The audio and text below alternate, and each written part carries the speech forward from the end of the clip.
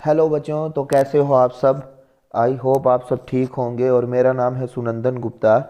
तो जैसा कि आपकी डिमांड्स आ रही थी, आपके क्वेश्चंस आ रहे थे मुझे कि सर प्लीज़ हमारे लिए भी एक 11th क्लास के इंपॉर्टेंट क्वेश्चंस की वीडियो बना दो। तो जैसा कि मैंने बाकी सब्जेक्ट्स, बाकी जो क्लासेस हैं 12th बीएससी सब के लिए मैंने इंपॉर्टेंट क्वेश्चंस की वीडियो बनाई थी, तो आपके लिए भी बनानी थी। तो बस आपके सारे एग्ज़ाम्स जितने भी थे 2010 से लेके 2023 तक सारे एग्ज़ाम्स मैंने देखे, एनालाइज किया उनको मैंने। और उसके बाद मैं यही काम कर रहा था, कल रात से 2 दिन से मैं यही काम कर रहा था, आपके इंपॉर्टेंट क्वेश्चंस लेके आ रहा था कि क्या करें क्या नहीं करें जिससे आपके पूरे मार्क्स आएँ। 100% आप मार्क्स लेके आओ पेपर में और अपने घर वालों का नाम रोशन करो। और ये वीडियो ना, हमारी वीडियो कहाँ तक पहुँचती है आपको पता है, पूरे जम्मू कश्मीर में हमारी वीडियो पहुँच रही है। तो आपके लिए स्पेशल मैं ये अपने रामनगर के बच्चों के लिए वीडियो बनाता हूँ। ना मैं कोई लाइक के लिए बोलता हूँ, ना मुझे कोई सब्सक्राइब चाहिए, मुझे बस ये चाहिए कि आपके अच्छे मार्क्स आने चाहिए बस। ठीक है। अब क्या है ना, इस वीडियो में जैसे कि आप देख ही रहे होंगे कि ये वीडियो किसके लिए है। मैंने क्या किया, 2010 से लेकर 223 तक जितने आपके पेपर आए थे, 223 नहीं सॉरी, जो 222 तक आपके जितने एग्जाम पेपर आए थे, private plus Kashmir division plus summer division, जो आपके सारे पेपर थे, सारे पेपर देख के उनकी एक लिस्ट बनाई। और फिर मैंने उधर से सिलेक्ट किए हैं इंपॉर्टेंट क्वेश्चन, क्या करना है और क्या छोड़ सकते हो आप, क्या नहीं करना है। और इसको बोलते हैं स्मार्ट वर्क। और अब मैं आपको बताऊंगा कि कैसे आपने पढ़ना है, चाहे कहीं भी आप पढ़ रहे हो, पर इस वीडियो को ज़रूर एक बार देखो और फिर अपना डिसीजन लो कि आप क्या कर रहे हो, हाँ पढ़ रहे हो। तो प्लीज़ अब ज़रा देखो इस वीडियो को, मैं आपको इंपॉर्टेंट क्वेश्चंस लेके आया हूँ यहाँ पर सारे, जो आप करने ही करने हैं। जिन्होंने सोचा है कि हमने 100 मार्क्स लेने हैं, उन्होंने ये क्वेश्चन तो करने ही करने हैं। ठीक है। तो चलो अब स्टार्ट करते हैं। जैसे आपका यूनिट नंबर 1 है, ज़्यादा टाइम नहीं लूँगा मैं। जैसे आपका यूनिट नंबर 1 है, तो आप देख सकते हो यूनिट नंबर 1 में क्या है। आपका यूनिट नंबर 1 मैथमेटिकल टूल्स और मार्क्स 4 नंबर का ये यूनिट है। अब इसमें से क्या क्वेश्चन आता है ना, वही हम बात करेंगे यहाँ पे। पहले आपको फंक्शंस, लिमिट्स ये कुछ नहीं करना है, यहाँ पर सीधा आ जाना है। Simple ideas of differentiation, integration, ये भी कुछ नहीं करना है। अब आप कॉपी पेन अपना साथ में रखो और नोट करते जाओ मैं क्या बोल रहा हूँ। अगर वीडियो फास्ट है तो फास्ट इसलिए बना रहा हूँ ताकि आपका टाइम बच जाए। और आपने क्या करना है, जो भी मैं इंपॉर्टेंट क्वेश्चन अब बता रहा हूँ यहाँ पे, आपने क्या करना है, अपनी कॉपी पे नोट करते जाने हैं कि कौन कौन से क्वेश्चन हम करेंगे, तो हमारे फिर भी पूरे 100% मार्क्स आएंगे। ठीक है। अब देखो ज़रा क्या है, डिफरेंशिएशन ऑफ एक्स की पावर एन ई की power x sine x by ab initio method.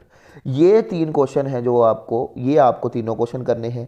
साथ में इस यूनिट में से जो मैं बता रहा हूँ, इस यूनिट में से आपको ये तीनों क्वेश्चन करने हैं, एक्स की पावर एन, ई की पावर एक्स, साइन एक्स।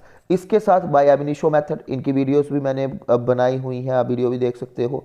और इनके साथ में 2 क्वेश्चन और करने हैं एब इनिशियो मेथड के साथ साथ। वो कौन से हैं, एक आपने करना है कौन सा, cos x की differentiation by ab initio method, e की पावर ax की differentiation by ab initio method, और थर्ड आपने करना है log x की differentiation by ab initio method.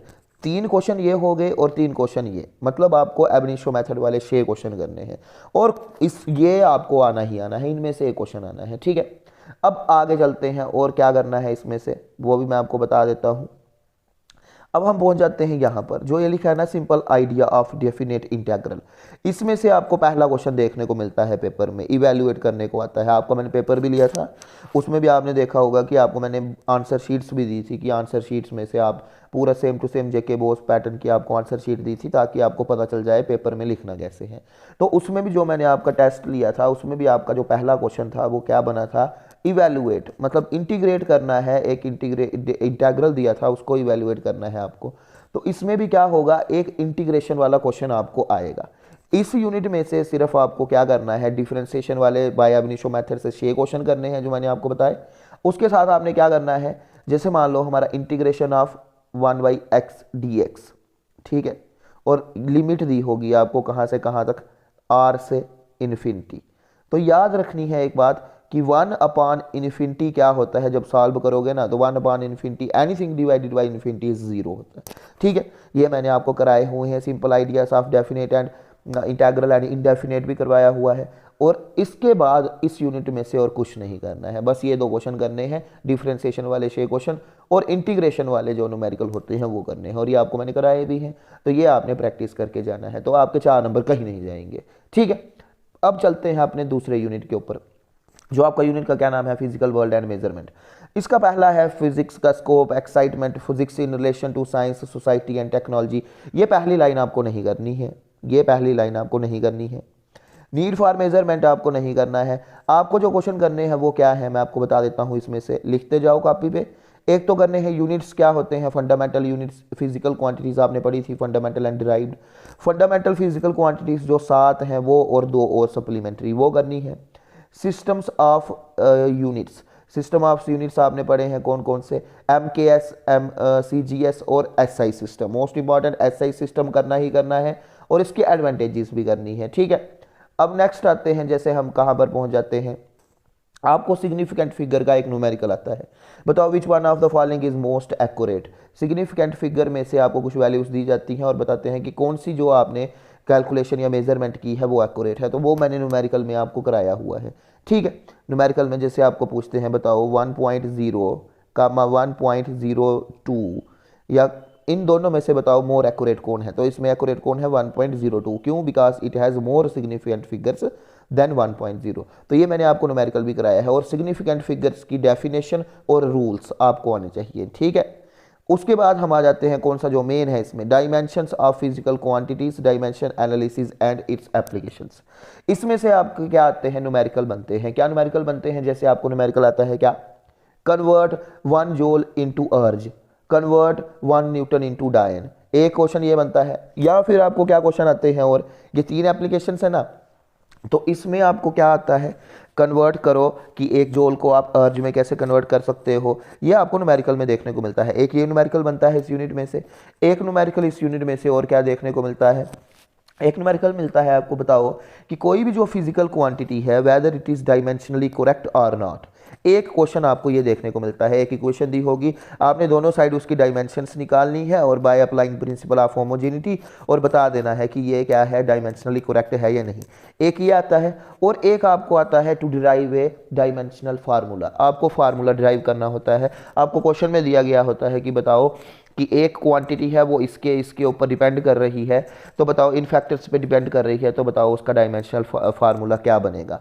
तो ये 3 एप्लीकेशंस आपने करनी ही करनी है इस यूनिट में से। और जो ये यूनिट्स हैं SI systems, MKS, CGS and साथ में क्या सिग्निफिकेंट फिगर्स, इस यूनिट में से आपको ये करना है। ठीक है, अब चलते हैं हम अपने नेक्स्ट यूनिट पे। ठीक है, कॉपी पे लिखते जाओ क्या क्या करना है क्या नहीं करना है।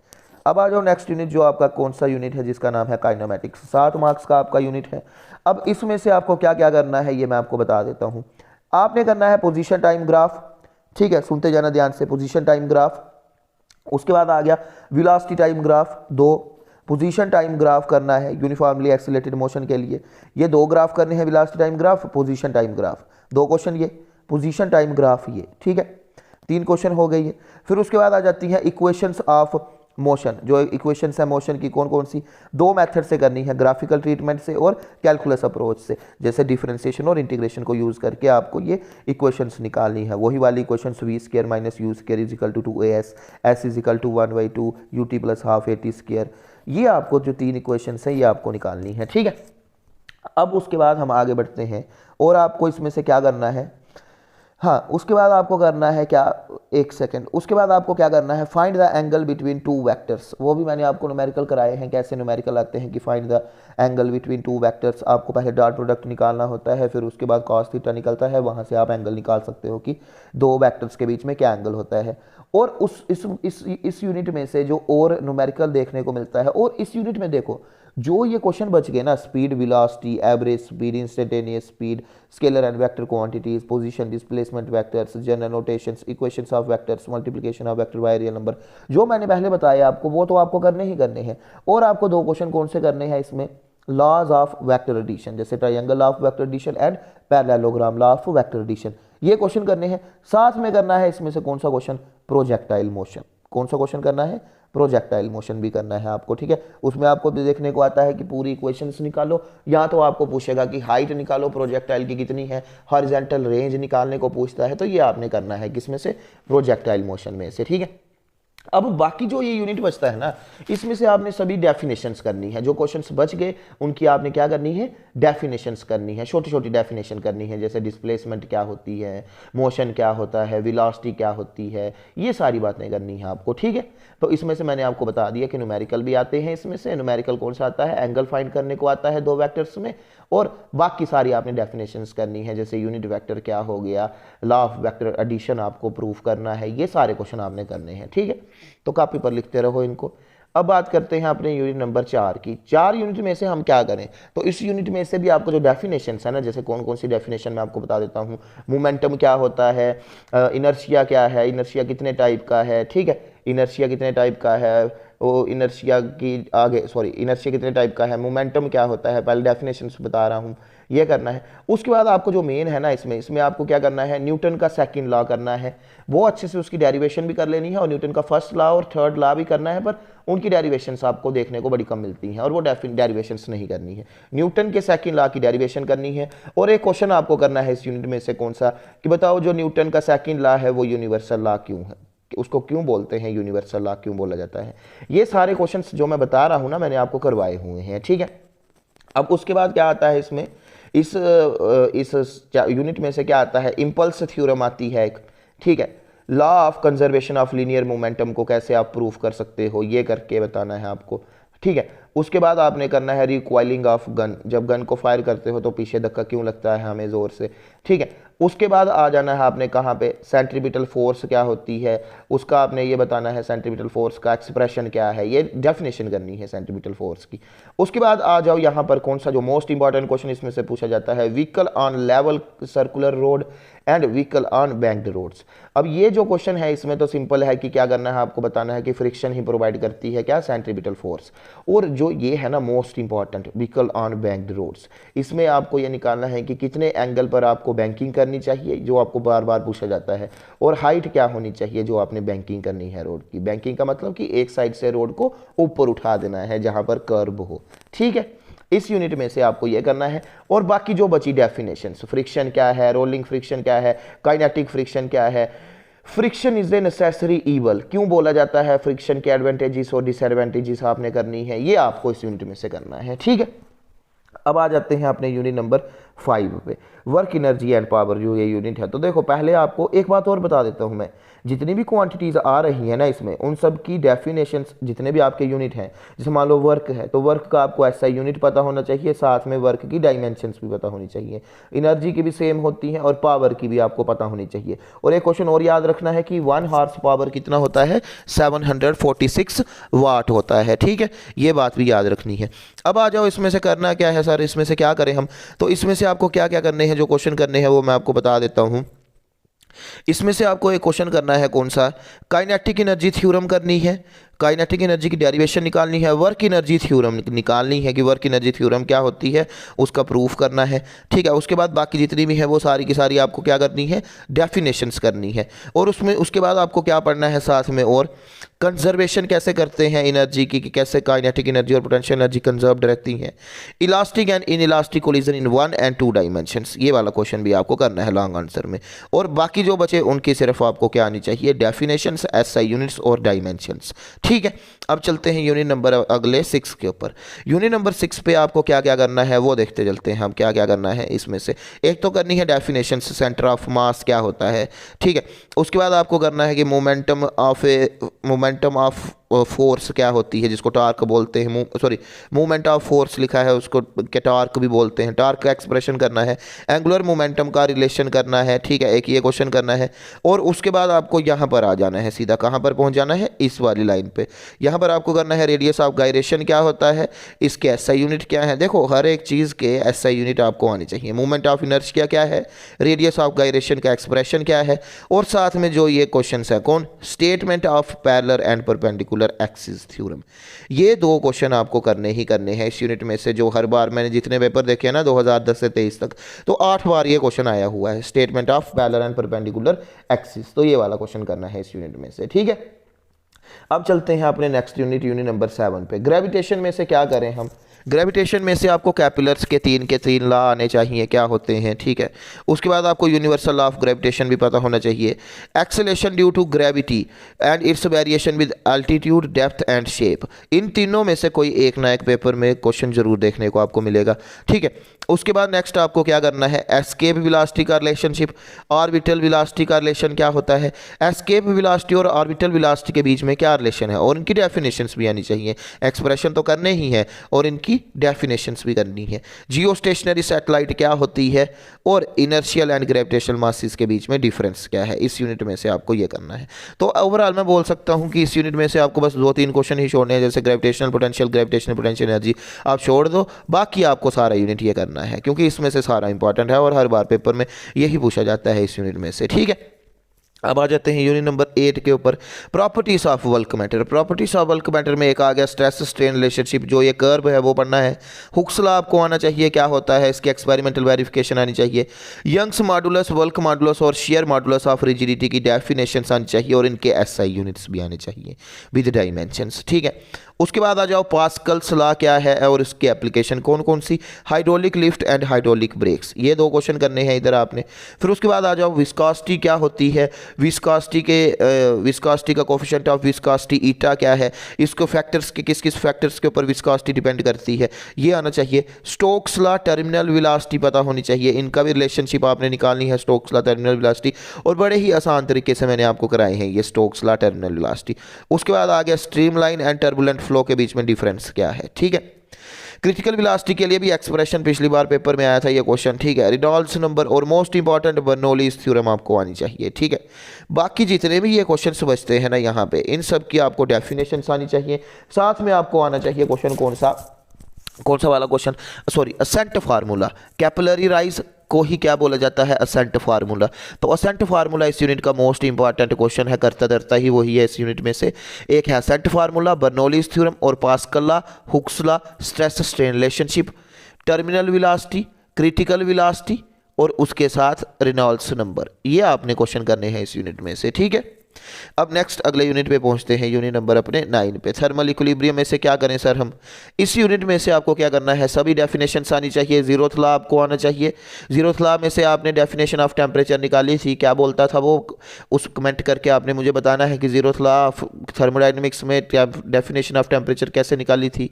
उसके बाद heat, work and internal energy definitions क्या है, फर्स्ट लॉ की डेफिनेशन आनी चाहिए। सेकेंड लॉ की तीन डेफिनेशंस हैं, जो प्लैंक्स, क्लॉसियस और कैल्विन, ये आनी चाहिए। Reversible and irreversible processes with example, दो एग्जांपल्स आपको आनी चाहिए डेफिनेशन में। हाँ, हीट इंजन और रेफ्रिजरेटर्स में आपने क्या करना है, इनकी एफिशिएंसी के रिलेशन को रट लो, चाहे जो मर्जी करो। हीट इंजन और रेफ्रिजरेटर के जो एफिशिएंसी निकालते हो ना, coefficient of performance and efficiency of heat engine, दोनों क्वेश्चंस के आपको वही पेपर में देखने को मिलता है। What is heat engine, calculate the efficiency of heat engine, and what is refrigerator, calculate the coefficient of performance of refrigerator. तो ये करना है इधर से, बाकी सारी डेफिनेशंस करनी है, ठीक है।